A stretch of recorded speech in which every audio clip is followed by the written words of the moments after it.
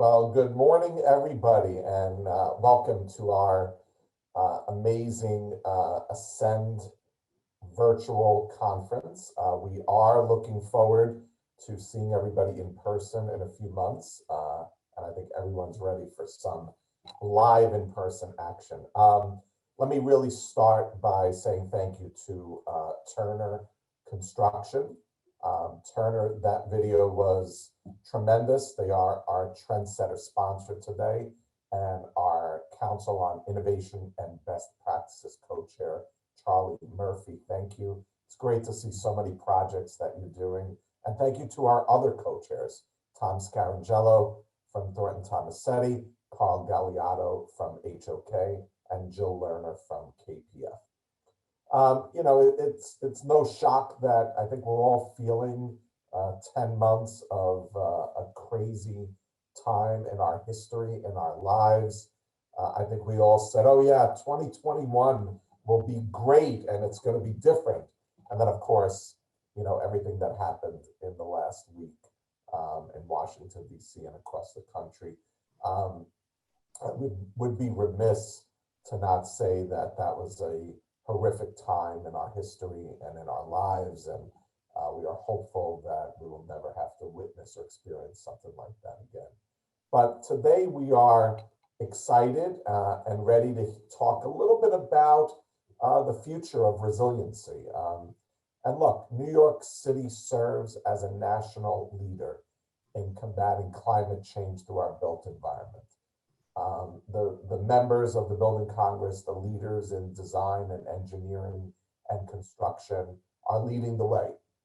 The city has made enormous efforts to implement long-term carbon reductions in emissions produced by the energy supply, buildings, transportation, and solid waste. The Building Congress supports these efforts, and many of our members do as well. Today, we're going to hear more about how individual firms and organizations in our industry are embracing sustainability and how that shapes their culture, their priorities, and really how it shapes the future of New York City, the region, the state, and the country. I'd like to now turn it over to our moderator, Amy Hatton, Corporate Responsibility Officer and Vice President of Thornton Tomasetti. And Amy, thank you so much for your help in putting today's panel together. I want to thank all the panelists who are with us today, and we're really excited about what's next, not just for sustainability, but really for innovation in our industry moving forward. So Amy, I turn it over to you. I wish you all a great panel. Thank you, Carlo. You can hear me, right? Yes. Great. All right. So hello, everybody. I'm really excited about today's panel discussion. First, I just want to say a business item is that if you have a question, please put it in the Q&A and we'll address it at the end of today's discussion. To kick off today, I'd like to introduce you to some thought-provoking ideas that are offered by a 2009 article from the Harvard Business Review that is still very relevant today. So the main ideas that are put forth in this article that's called Why Sustainability is Now the Key Driver of Innovation are one, that sustainability across your organization in your internal operations and your policies, as well as in your products and services, can lower your costs and increase your revenues. Therefore, they say sustainability should be a touchstone for all innovation. Also, they do a little prediction. They say in the future, only companies that make sustainability a goal will have a competitive advantage. And then they go on to describe a 5-stage process of becoming sustainable. So stage 1, in this first stage, compliance is the opportunity to enter into sustainability. By compliance, the authors mean the stick of legal standards, but also voluntary standards. And they're also talking about meeting emerging norms in your industry.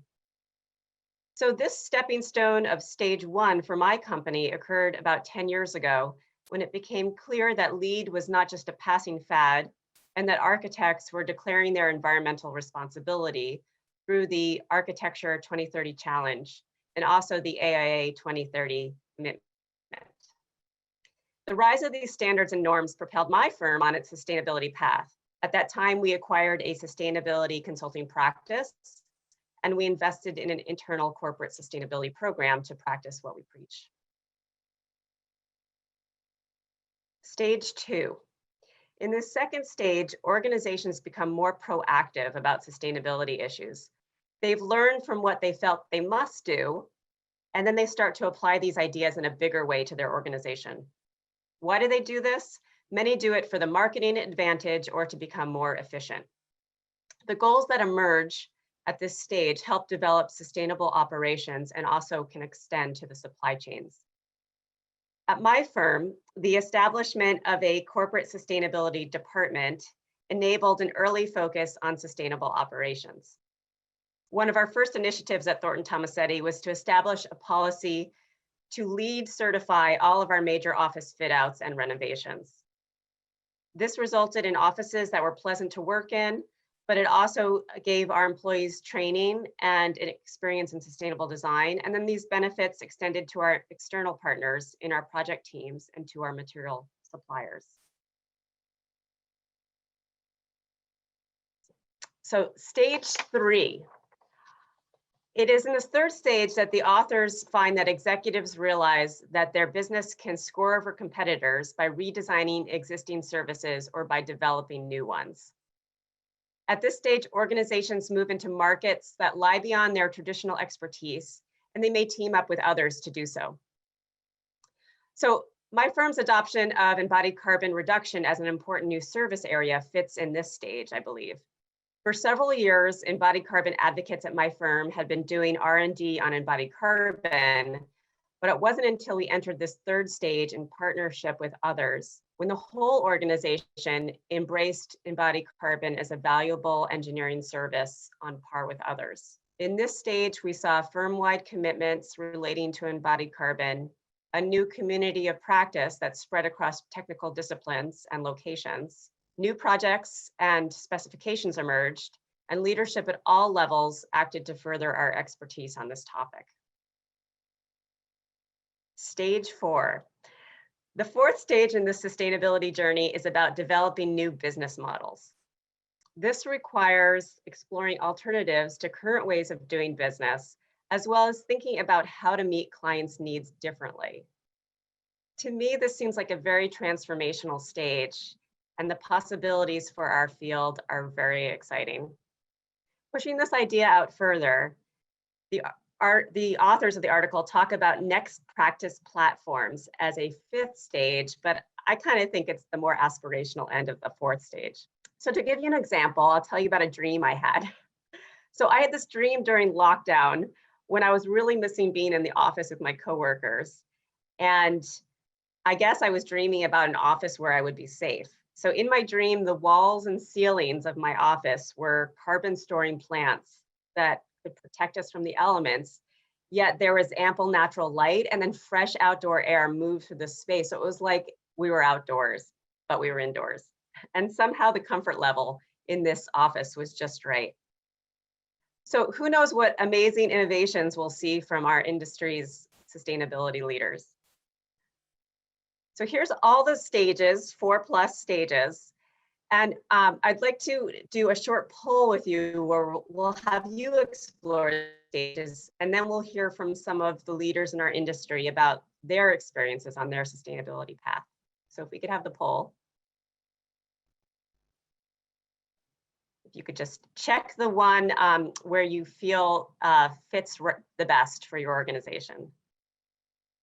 So thank you. It looks like most of us feel we're at that third stage, which means that a lot of people in this call are pretty far along. And then some are developing new business models. That's exciting. And a few have not yet started the journey, 15%. So thank you. Okay, so I'm now going to start to pass this over to our terrific panelists. And panelists, please, as you speak, introduce yourself, your name, title, and your organization. So the first question for our panelists is, where did your organization, or why did your organization begin its sustainability journey? How did you start? And then tell us about what sustainability, that word, actually means to your organization. So we're going to start with Aaron. So you're up, Aaron. Good morning, folks. It's Aaron Vaden-Humans. I'm with Grimshaw Architects. And if, for whatever reason, my audio begins to skip or something doesn't seem right, please, Amy, just put your hand up and I'll shut my video off and you'll hear my audio more clearly. So as architects, sustainability is an ethical imperative. It's not optional. So members of the American Institute of Architects are required by ethical code to always consider the environmental and societal impacts of our work. That said, we also know that this ethical imperative is unevenly engaged. So my organization, Grimshaw, was founded in London by Sir Nicholas Grimshaw in 1980. So we've been around for a while. The practice became a partnership in 2007 and operates in LA, where I'm joining you from today, New York, London, Paris, Dubai, Melbourne, Sydney, employing around 650. And we started the New York office in 2001. As an international practice, Grimshaw covers architecture, planning, industrial design across all major sectors. So now to the why we Grimshaw entered sustainability. And what kind of instigated our organization's interest. So our commitment to sustainability dates back to the beginning, and we don't have time to share our origin story relative to sustainability, but Nick Grimshaw was and very much inspired by Buckminster Fuller, and his thinking certainly helped us enter sustainability, I'd say. It's also interesting to note that the global energy crisis of the 1970s played a key role, leading to the demand for innovative high performance architecture just as we were getting going. And so, what does sustainability mean to our organization? What it meant in 1980 generally was focused on performance as energy and resource material efficiency or optimization. But, since our start, energy has evolved to include operational carbon intensity.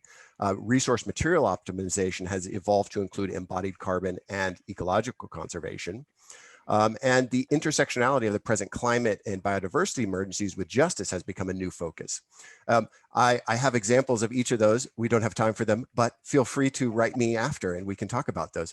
But very generally, sustainability at Grimshaw has always been understood to be an evolving set of goals, requiring project-specific rigor and analysis to define the design drivers, and where appropriate, innovative design solutions to meet or exceed the project brief within the relevant global, regional, and local sustainable development frameworks. It's a lot of work. That's what we find. But finally, in expanding on Grimshaw sustainability definition by way of some practice goals, we are net zero carbon in terms of global operations now, and we've made global objectives to be net zero carbon and delivering rather net zero carbon projects by 2025 and socially and environmentally regenerative projects by 2030. That's in a quick nutshell how we got to sustainability and how we see it. So. Thank you, and thanks everyone. I know we're all trying to get a lot of thoughts in our time. So thank you for doing that. Okay, next, Josh. Great, can you hear me? Yes. Okay, excellent. So thanks everybody. Thanks to the Building Congress for inviting us. Port Authority has been a great partner with the Building Congress and its members for a long time. So really appreciate the opportunity to speak to you today. Just to get it out of the way up front, and because Carlo asked, I'll give you the origin story of my beard before I give you the origin story of sustainability at the Port Authority. So he asked, how long has it been since I've shaved? And it's been 10 months. So our last day in the office at 4 World Trade Center was on March 13th. So I guess exactly 10 months ago. And as you can see from my profile picture, I did have a little bit of a beard. But I decided, I kind of pulled the staff together and said, almost as a morale booster, I'm going to just not trim my beard. I'm going to grow it until we're back together in person. And assuming that was 6 to 8 weeks, I, thought that I was, basically going to come back and they'd poke a little bit of fun out of me, But here I am 10 months later with this grizzly beard, and I guess I'm proving my Brooklyn bona fides by sporting it. So I will shave it when I get back to the office and show it off in person. So that business out of the way. The Port Authority, just to give you a quick background, on us. We're turning 100 this year on April 30th. So I won't be able to give you the origin story of sustainability at the organization because I haven't been around that long. Just hit my 5-year anniversary at the Port Authority. But it all comes back to the 1993 policy for me. Port Authority issued its first environmental sustainability policy back in 1993. The policies are made by our Board of Commissioners. That policy was updated in 2008 to embrace a specific greenhouse gas emissions reduction target, 80% by 2050 off of a 2006 baseline. And then we updated it as well, or our Board of Commissioners updated it in 2018 to embrace the Paris Agreement as well. So we were the first major public transportation agency to say we're still in. Sustainability more recently has become an agency, a key agency priority. It's been embraced by our current administration, led by Executive Director Rick Cotton and the Chairman of our Board of Commissioners, Kevin O'Toole. If you look on our public website at the Port Authority's 6 key priorities, sustainability is one of them. So the Port Authority's mission, of course, is to move the region. It encompasses 4 transportation business lines: aviation, ports. Of course, you can't have a Port Authority without ports, tunnels, bridges, and terminals, including George Washington Bridge, Holland Tunnel, Lincoln Tunnel, and so on and so forth, the PATH system, and the World Trade Center. So it's a sprawling organization that includes lots of diverse operations, and it provides lots of essential services for the region. It really moves goods and people and is an economic backbone for this region. I looked at what our formal definition of sustainability was, because it's not for me to define it unilaterally, and it's very simple. It's really just reducing our environmental impact. So there's a huge amount of latitude and space for interpretation there.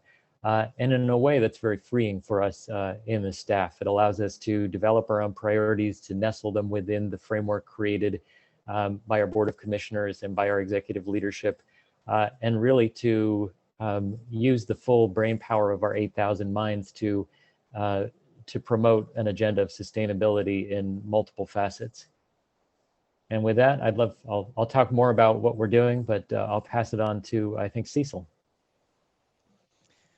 Good morning, everyone. My name is Cecil Scheib. I am the Chief Sustainability Officer at New York University and a licensed PE in the state of New York. I've been at NYU since 2007, which was right about when we started our journey. Our journey was actually student-led. It was students who back in 2005 and 2006 said, hey, we've got a global crisis here and NYU needs to step up and do more. So one of our first things was joining the New York City Carbon Challenge for colleges and universities, and we pledged to reduce our carbon intensity 30% in 10 years. So by 2017, we did it in just 5 years. And in that 5 years, we spent about $11 million on our energy savings efforts and saved about $30 million, adding up to, at the end, about a structural $15 million a year savings in energy. So one reason, what does it mean to be more sustainable? It means cost savings. And we got that fairly quickly. NYU, for those who don't know it, is a large institution. We own or lease about 15 million square feet in Manhattan and Brooklyn, and with our partners at NYU Langone Health, over double that. We are about 0.3% of New York City's carbon emissions overall. So our 30% reductions literally moved the New York needle. Our forward goals are a net 50% reduction by 2025 and to be carbon neutral by 2040. And then to overall be one of the greenest urban campuses in the country. And we're currently in the top 50 as rated by Princeton Review. We'd like to see that go even higher. And in terms of what overall sustainability means for our organization, I mean, it means those cost savings. It means doing the right thing for the planet. It means how we retain the top faculty and how we attract the best students. 2/3 of rising high school seniors say that the sustainability of a campus is a factor in where they choose to apply and where they choose to attend. So we think this is very important for our competitive place in the higher ed sphere. And I think most importantly, and you've probably heard lots of people talking about this, I think the next wave may be about health, and not just COVID, but talking about how people think more clearly and their cognitive function improves when they have better air quality. And the same things in that would contribute to poor air quality and people feeling fuzzy-headed or having hard time grading papers or writing an exam or studying or whatnot in our building stock, 60% of which is more than 50 years old, also help with energy waste and energy cost, right? Drafty buildings, leaky windows, ventilation systems that have leaky ducts or broken ceiling fan, rooftop, exhaust fans and things like that on the toilet line, things like that. And so we see a win-win where we can and sort of flip the script for people. So instead of saying you have to use less energy because the penguins and the polar bears, we can say, let's make a better campus. You'll think better on our offices. Savings energy will help pay for it, and we'll do our part for the planet too. Thank you. Okay, let's pass it over to Mur. Thank you. Mur Kaplan. I'm the Senior Sustainability Director for Skanska USA Building. And I'm just really pleased to be here. Thank you so much for the opportunity. At Skanska, ours is a very different origin story. We had a very sudden and devastating entrance into the environmental side of sustainability back in 1997 in Sweden. Not to be confused with Josh was talking about the Holland Tunnel. I'm talking about the Holland Sauce Tunnel in Sweden. We had a sealant that we were using as part of a hardening system, very much like shotcrete. But long story short, it did not harden. It instead leached out, affecting worker health and beyond to surrounding properties. And so, of course, while there was immediate remedy for that, it was the real start of a 3-year journey to create an environmental program that resulted in all of our operations around the world achieving ISO 14001 certification. We were the first company to do that in our industry, and we continue to hold it today. It's very important to us. I would say after that, probably a few years, in the future, we started on a larger environmental journey. We were also getting more involved with national and international organizations. Like many organizations, it was United Nations and US Green Building Council, partnering with, our design partners, thought leaders, innovators.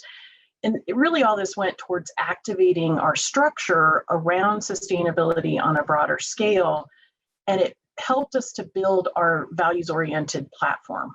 And so fast forward 2 decades, because I know we're on the clock here, what this has evolved into is that now we have 5 key areas that fall under sustainability for us. So if you think of it as an umbrella, these 5 things fall there. Community improvement, safety, diversity and inclusion, ethics, and green and healthy buildings. And so those are pretty simplified terms, though, they don't fully express the many initiatives and policies and innovations and people involved in them. So a couple of examples, I guess. One thing would be, within our diversity and inclusion work is our supplier diversity group, which has an education program that we call our building blocks, which is for MWBE businesses to learn how to successfully win and execute work on our projects. Another one would be, our green and healthy building team, which I lead on our building side of the business, not only works on projects, but we also have a successful advisory capability that we provide for clients and organizations, and are involved in many industry-related initiatives and have had great results with that. So I think, most of us here have shared that this is a broader thing for us than, sustainability as a term. I would say, if an organization has a sustainability department, or in some cases only one sustainability person, or if you have multiple departments like we do, a really holistic sustainability program touches on every aspect of an organization, down to the accounting department and how many paper clips they're using and where they're ordering them from and how they're being disposed of at end of life. So I think we're going to have some really great broader discussions here. So it's very exciting. Thank you. So that was really interesting. I took down some notes as to, so what are some of the things that instigated you all into this phase one? And I heard leadership, interests, policies, interest in cost savings, emerging leaders, students, younger audience, wake-up calls, an event that woke you up. That's interesting. So now we're going to move on to another question about the stages. So the question is, which of the stages that we talked about, those 4+ stages toward becoming sustainable, do you think that your organization is currently at? And I also asked that you please describe that stage. And we had some volunteers for this question. So we'll start with Josh. Yeah, thank you. And although I volunteered for this question, I agonized over the answer because, as you might imagine, you know, with a complicated, far-flung organization, a multifaceted organization like the Port Authority, honestly, like any of the organizations represented here, there's no single answer. There's no absolute single answer where we can say we are in compliance or we are leading the field. There are several aspects of sustainability in multiple dimensions throughout the agency. In some, honestly, we're probably at the compliance stage. In some, I think we're practice leaders and thought leaders. What I will say is, under our current executive management, we have we've really been pushed to be best in class in everything that we do within the organization, and that includes sustainability. So we are, I would say, prioritizing a move to that 4th stage in everything that we do, like I said, but particularly in aspects of sustainability, both operational and in terms of design and construction. And honestly, that is what I am best. I think that's probably of greatest interest to this audience. That's what I'm best suited to discuss myself, because there are many sustainability initiatives within the agency that are tangential to me. Like our aviation department, for example, is doing a fantastic job partnering on issues of sustainable aviation fuel and electrification of ground service equipment. And I'm involved in those conversations, but I'm not leading them.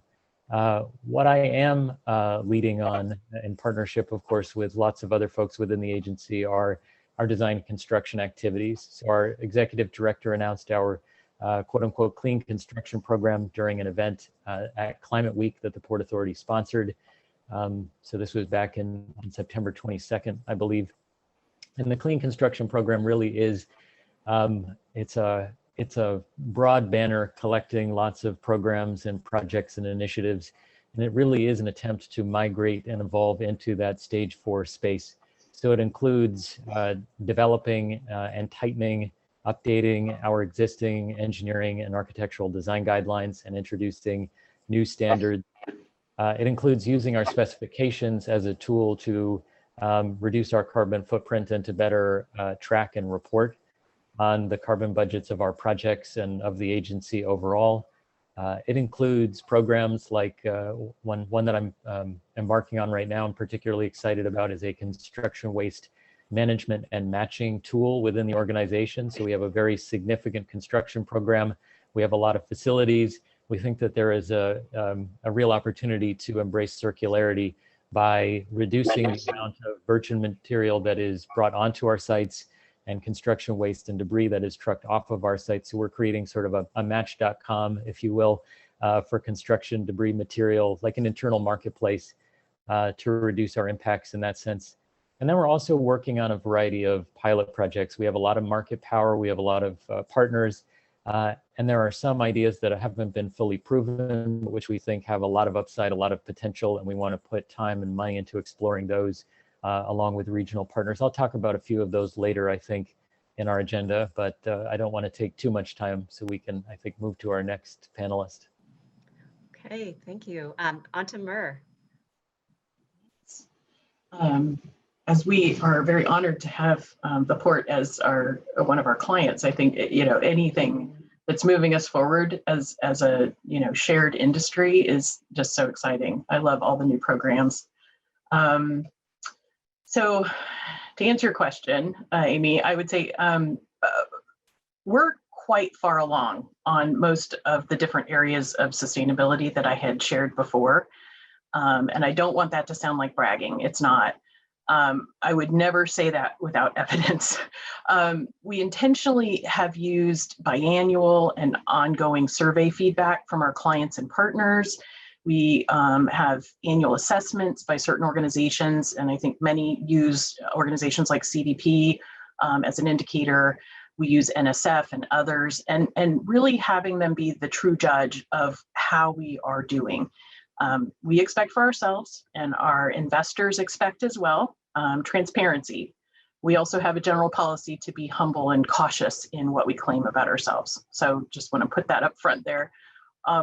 In order to know we are progressing, besides those results from surveys, some of the reference points we use, of course, are the UN Sustainable Development Goals, the GRI criteria, quantitative industry data, and other things like the unsolicited ratings we might get from an organization.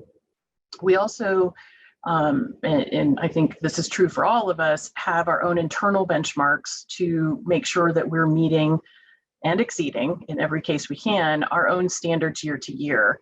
And that is around things like waste reduction and prevention, incorporation of efficiency and healthy building criteria into our own properties, and our carbon neutral goals, and many more. So I would say that carbon is a really good example that I can share for what that might feel like moving through the quote unquote stages. We started gathering and reporting what carbon data we had around 2009, partly because clients were starting to do it, but also, you know, what the sense we were getting from the design community, and we've talked a bit about 2030, and just in general, that was the direction things were going. It was a really good first step for us, that first phase, but there were just so many unknowns internally and externally. Externally, for instance, I can remember, and maybe some others on this panel or in the audience as well, back when the UK carbon coefficients were what most companies were using because they were the most comprehensive in the world, and that meant doing grid conversions, by country or by region. And frankly, that wasn't the best thing to do, but it worked. It was something that everyone did. And eventually for us here in the US, the next stage came as those US coefficients were better defined. And at the same time, we as an organization realized we could get better results by partnering and educating others. So that was very much into that phase two. Out of that, we progressed into adding carbon-related advising to our consulting work, and really taking what we had learned from our own process of data and just learning about carbon, and taking it out and assisting others. And so the final stage, although I'll counter that in a moment, has been a few years ago, we released our global carbon timeline of 50% by 2030 and 100% neutral by 2045. And in that, each business unit around the world set their roadmap for getting there. Like I said, it almost shouldn't even be called final, because it just starts a whole new lot of things, right? So I would say that the stages approach is much more fluid and circular than static. Not to counter with Harvard Business Review, of course, but there are so many external influences now that decide whether an organization is innovative or falling behind, right? Today's innovative practice or technology is probably going to be eclipsed by the next big thing in 6 months. So just, for a second, going back to carbon, we've already reduced ours by 28% against a base year of 2015. And that is really significant, particularly for us in the construction and development world. But this is the easy phase, or maybe that's the wrong term because it's not completely easy, but it's the easier phase, in that it's going to feel like we're starting back at scratch and digging for greater innovation when we're trying to eliminate that last 5 to 10% of carbon left on our plates in 2045. I think the good news here, though, is that in the sustainability world, we will not stop innovating until there is nothing left to be restored or saved. So change is just the status quo for us. Thanks, Mir. So I heard a lot of interesting things out of that question. One is that you can be in all stages, and sometimes you're leading on some front that's very material to your organization, what really matters to your organization, that assessments and feedback along the process are really helpful, and that there's actual guidance out there like the Global Reporting Initiative, and internal benchmarks are really useful as well. So thank you. I'm going to move on to another question. The question is, what innovations or innovative thinking have resulted from your engagement in sustainability, and how has this approach contributed, or I should say, how has this approach contributed to your business success? So since I have two volunteers, let's start with Aaron on this one. Thanks. Okay, so I have maybe two examples. So one would be a little bit earlier in the 90s as a response to doing the British Expo in Sevilla in 92. We did a lot of research. We folded that research into an integrated environmental design management tool. And that then was kind of retooled, if you will, to become how we were able to achieve our ISO 14001 in London. And that was really critical because it turns out that we were the first major firm in terms of architects, major firm to do that. Now that's like in effect in London. We haven't done that in North America, in part because the market really didn't demand it. What we have done, though, is carry over the management tools and strategies into the North America practices. So that was one of those key differentiators. But we're developing other tools. So we're talking about how does innovation and innovation within sustainability kind of change our practice. Currently, we've got a very small department of just like 2 or 3 people for the whole global practice. So, how are we leverage innovation within sustainability to achieve these results or outcomes? Well, we have formed task forces of architects who are otherwise entirely busy on actual projects with clients, who are then also part of these task force in their extracurricular time. But we've, with these task force, been developing tools and guidance around carbon. And we've got a kind of a framework pathways toolkit that we're piloting now around carbon to achieve those 2025 goals. We've also got a health and well-being task force that's developing similar tools and guidance, and then a UN Sustainable Development Goals Agenda 2030 tool that helps us as a lens kind of see all of our work against those goals. The reason why I think that those innovations within sustainability are going to quite change the practice, and what else have they led to in terms of positive business outcomes, is by developing these tools internally instead of just grafting USGBC's LEED or ILFI's Living Building Challenge. By creating our own internal tools and guidance, we're still referencing all of those standards, and by reaching out to them and engaging them critically, when we then engage our clients, we've got a more critical view into how to prioritize those investments in sustainability.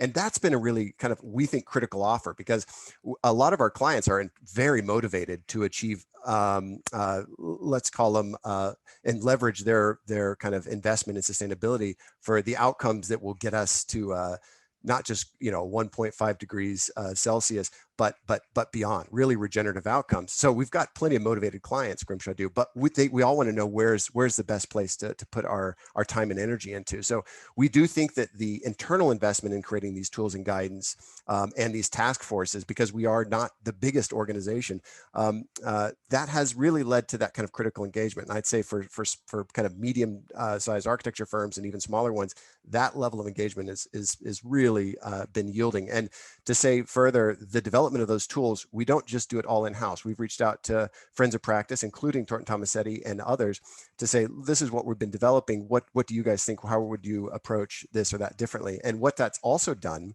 is it's meant that they know what we are wanting to do and or are doing. And we're all beginning to share a bit more. That transparency has been important. And thus, we're able to also find more aligned clients. There, TT and others that we work with are coming to us and saying, well, how about this? So I think that internal investment in these tools and guidance has been really productive on a lot of levels, but yeah. So much to say, right? We all have so much to say. So I'm going to skip us to another question just so we can get some more discussion in. The next question I want to ask is, how has your organization's approach to sustainability influenced your suppliers and your partners? And so I'm going to turn to Cecil for this. I mean, you know, we're a large owner, and so we work very frequently with consultants, right, to do our design and our construction. Linda Chiarelli, who runs that division, has been doing this a long time, and she and I have seen that this is a maturing field, right? The answers that might have worked back in 2007 from a consultant who says, we are excited to take this journey with NYU and discover innovative ways that you can reach your goals. That might have been a great, you know, like RFP response in 2007 from an architect or an engineer. Doesn't really cut it now in 2021. We want to see firms that say, oh, you have a LEED standard? We build LEED all the time. Here's how we do it. Here's our approach. Here's the tools we offer. Oh, you're looking at maybe doing passive house, no commitments, but let's look at the cost benefit there. We've done those projects. Here's how what we've seen work and what doesn't. Here's how we brought it in cost effectively. It's way too late in the game for any consultant to learn on our dime. You know, we want to see consultants bringing that expertise. So that's something that's changed. And I think the other thing has changed is what we expect from consultants in terms of figuring out the business case for it, right? Saying like, well, here's the simple payback based on energy savings, and we're going to wipe our hands in our report. That's not really the type of help that we need. We are a motivated client, but energy is still cheap and costs of construction are still high. Simple payback does not always cut it, right? So we look at measures now, for example, over the lifetime of the measure, what fraction of its first cost will be paid for by energy savings. If it's 100%, you've at least got payback over the life of the measure. If it's only 80%, at least you can say, hey, look, this has no payback, infinite payback, but at least 80% of its cost will be paid for by the savings in energy. Now let's look at other savings that your organization might achieve, whether that's health, whether that's maintenance, whether that's client satisfaction, and things like that. So really looking for a new level of sort of sophistication and experience and understanding among consultants to bring to the table to help us as a motivated client do the right thing, because we know that we don't have all the answers. Thank you. Well, I know lots of us love motivated clients, so we definitely do at Thornton Tomasetti. So moving on to another question. What are your goals and next steps in sustainability? And I'll turn to Josh for this one. Great, thanks. And I will try to be succinct against my nature, because I know we're running out of time here. But actually, my answer kind of has some continuity with the last question about suppliers and partners, because the Port Authority obviously does have a very significant amount of, let's say, weight and buying power within the industry, especially in the greater New York, New Jersey area. And we hope to continue leveraging that weight and that buying power to work with our partners to continue to drive down greenhouse gas emissions, both operationally and in the design and construction space. To reduce waste and to embrace circularity in our practices, and also to play, and I think this is probably the biggest benefit that we can provide, is to play a role in transforming the industry in our region. And obviously the Port Authority, although a big player, can't do that by ourselves, but through pilot projects, by influencing the industry with design standards and relatively stringent requirements when it comes to sustainability, we do hope to nudge the market, and in some cases really to kick the market into a place where it recognizes that it needs to provide these services sort of as opposed to an added service as part of their core services. This really, I think, has a lot of a lot of relevance to what you were just talking about, Cecil. And yeah, I think especially given the events of last summer, which have of course persisted to this day, the Port Authority has really renewed its emphasis as well on delivering our capital program and administering our facilities in a way that better promotes equity and environmental justice as well. So that's been a huge emphasis at the authority for some time, and we really kicked it up during last summer, and we have engaged in extensive conversations within the organization about how we can play a more proactive and positive role in ensuring that those goals come to pass in our region. Thanks, Josh. There's going to be one more question, so I just want to encourage the audience to ask your questions. Just click on the Q&A and ask your question. We'd be happy to address it. So for this last question, we're going to do a lightning round. Please answer with 1 to 3 words if you can. The question is, how do we get others in the industry to move in this direction towards sustainability faster? So someday that we'll have this same panel and there'll be 50 people talking about what their organization does. I'll start the lightning round with Aaron. Transparency, more transparency. So a version of this and then on steroids, more sharing, showing what we're doing and whether it's working or not. Great. Josh? Sorry, I was on mute there for a moment. As Alana pointed out, that's the catchword of 2020, and I feel like it's with us for the duration of 2021 as well. But my word is, I think, leadership. We need to provide and promote leadership within our various spaces and spheres of influence. Cecil?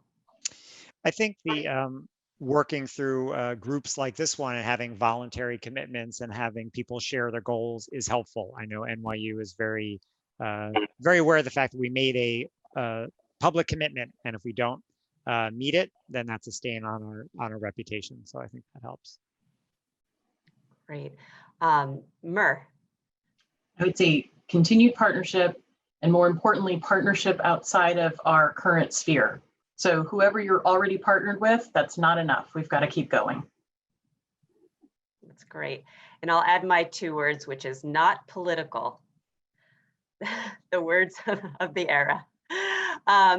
Okay, so thank you very much, panelists. There's so much to talk about. So maybe we'll be able to meet again and have more of a discussion about these topics. But we have so far 2 questions. So one question is, I'm curious to get the opinion of the service providers on the call, Aaron and Mur, about their interactions with their clients, property owners, and developers. Are they seeing positive movement from those construction project participants on the issue of sustainability, or are they seeing pushback in attempts to do the minimum amount possible, or a mixed bag?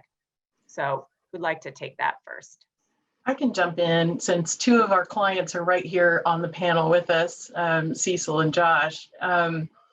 You know, it is a mixed bag, but these 2 and others that are real leaders in this market and elsewhere are, I mean, it's a blessing, because the things that we've wanted to do for a long time, their projects are the ones where we get to be innovative and we get to look at opportunities to improve things. And so to me, you know, we can still try and improve when there are opportunities to do that.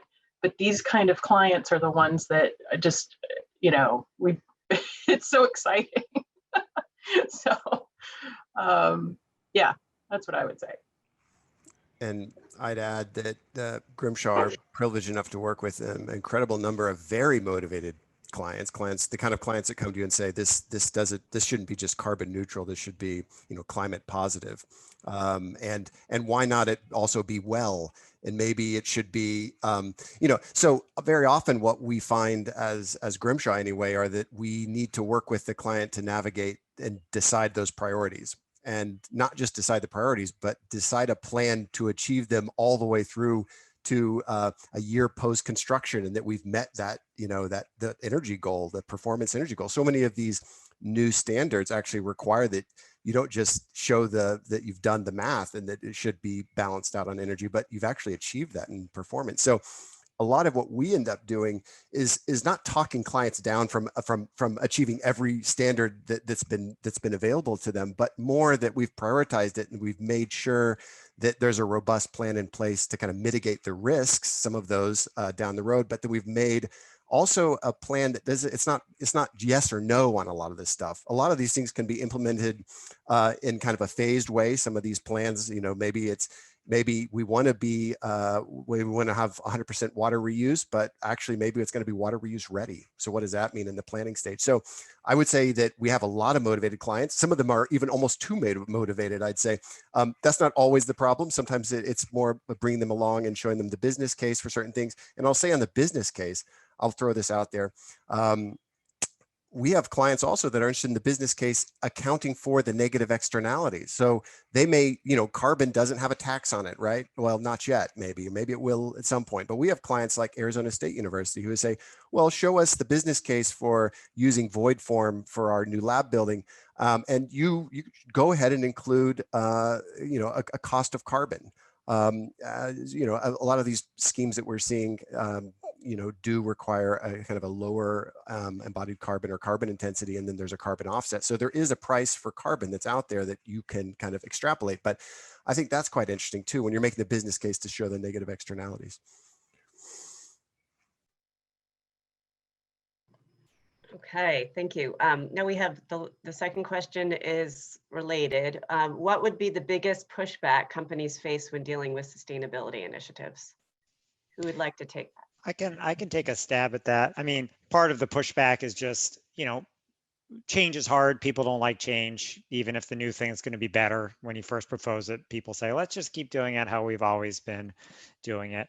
But what I'm seeing is that it's these days, people get have really gotten the memo about climate change and buildings' role in it, especially here in New York. People get that. And we have laws like Local Law 97. So, I mean, people are all generally moving in the right direction. So I think it's less about the paybacks for that work because people understand that there's benefits. It's more about, I think, what is the you know, opportunity cost for that organization. It costs time and it costs money to make change. Yeah, sure, people get it's important, but there might be something more important. If you spent that same money and, you know, employee time on something else, you might be able to do something that's even more valuable for your organization, or that is perceived as more important.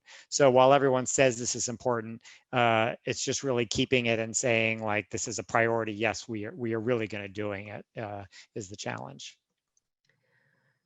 Great. We have time for one more panelist response. If anyone else would like to take this question.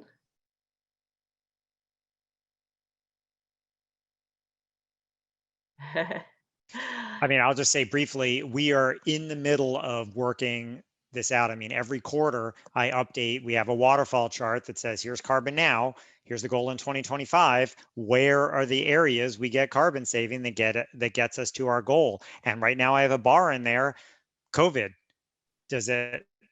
Do we go back to the way things were before, you know, like by 20, so in the long term, this was just a blip, or is there a new normal that really affects that? And we're still waiting for ASHRAE and other organizations to say, yeah, this is what's expected. So I think this is a big question. In terms of office design, more from like the architecture and then the engineering side of it in terms of ventilation. I think every firm is different, but for me and my team, I don't see big office layout changes because we've had the year of working from home. I think we go back to what we think is the best layout, whether that's open offices or whatever. If we get another one of these pandemics, I think we'll work from home again. I don't think we're going to sort of design around barriers and desks apart and things like that in the long term. But that's just what I think. I think we are still figuring it all out. Great. There was one last question that came in very quickly. We could answer it. In lieu of the pandemic, what's changed within the future of sustainable design in relation to safety or better design principles and controlling costs? you want to take? I mean, there is a big, in terms of safety, there is a big movement, and we've been involved in this in a couple ways recently. So some people may have seen it, but we've had a long-term partnership with 3M. This last year, we came up with a new innovation for the harness system, the fall protection system, that's been really successful, and it's gotten a lot of good feedback.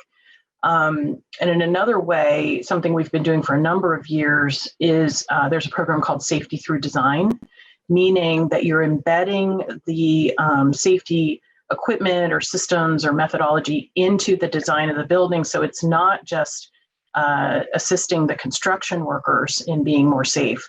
It then flows over and stays in place so that the facility maintenance staff now have, preventative systems in place from the get-go. So I think there is a big movement towards engaging architects in the bigger discussion around how we implement safety for all phases of the project. Thanks. That'll be all the questions, but Aaron, did you have a quick thing you wanted to say? I just wanted to say, relative to COVID, pandemics, and design, and there's been a certain amount of research coming out of the United Nations about how our the 30 by 30 initiative around conservation of lands is going to play a role in pandemics. So we also, as architects and others, can look at the kind of the wider kind of material kind of catchment and how we engage those materials and how that affects pandemics as well. So beyond health and safety, there's other issues around pandemics that architects and designers and builders and others can engage. So thank you. Well, we're at time, so I want to thank so much the audience for tuning in. Special thanks to our great panelists who were willing to share and be transparent about their sustainability journey. And good luck to all of you in the wonderful work that you are doing. And a special thank you to the NYBC for inviting us all here today. So thank you. Thank you, Amy. Thank you. Thank you. Thank you.